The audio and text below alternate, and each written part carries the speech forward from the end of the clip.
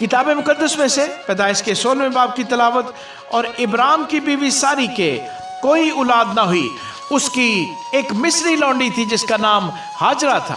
اور ساری نے ابرام سے کہا کہ دیکھ، خداوند نے مجھے تو اولاد سے محروم رکھا ہے، سو تو میری لونڈی کے پاس جا، شاید اس سے میرا گھر آباد ہو۔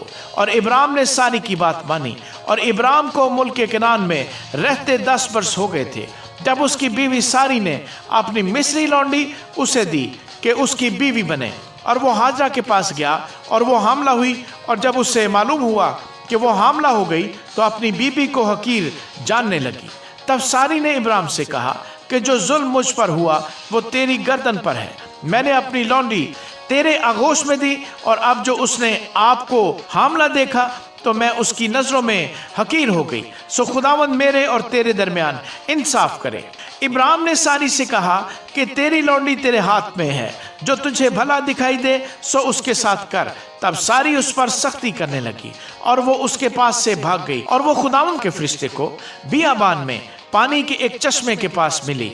یہ وہی چشمہ ہے جو شور کی راہ پر ہے۔ اور اس نے کہا، اے ساری کی لونڈی ہاجرہ، تو کہاں سے آئی اور کدھر جاتی ہے؟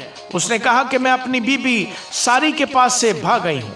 خداوند کے فرشتے نے اس سے کہا کہ تو اپنی بیوی کے پاس لوٹ جا اور اپنے کو اس کے قبضے میں کر دے۔ اور خداوند کے فرشتے نے اس سے کہا کہ میں تیری اولاد کو بہت بڑھاؤں گا، یہاں تک کہ کثرت کے سبب سے اس کا شمار نہ ہو سکے گا۔ اور خداوند کے فرشتے نے اس سے کہا کہ تو حاملہ ہے اور تیرے بیٹا ہوگا، اس کا نام اسماعیل رکھنا، اس لیے کہ خداوند نے تیرا دکھ سن لیا۔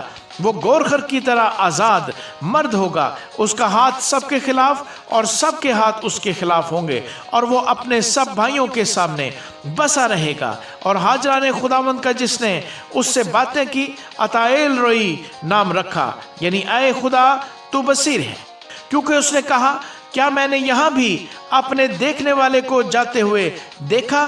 اسی سبب سے اس کنویں کا نام بیر لہی روئی پڑ گیا۔ وہ قادش اور برید کے درمیان ہے۔ اور ابرام سے ہاجرہ کے ایک بیٹا ہوا، اور ابرام نے اپنے اس بیٹے کا نام جو ہاجرہ سے پیدا ہوا اسماعیل رکھا۔ اور جب ابرام سے ہاجرہ کے اسماعیل پیدا ہوا تب ابرام 86 برس کا تھا۔ آمین۔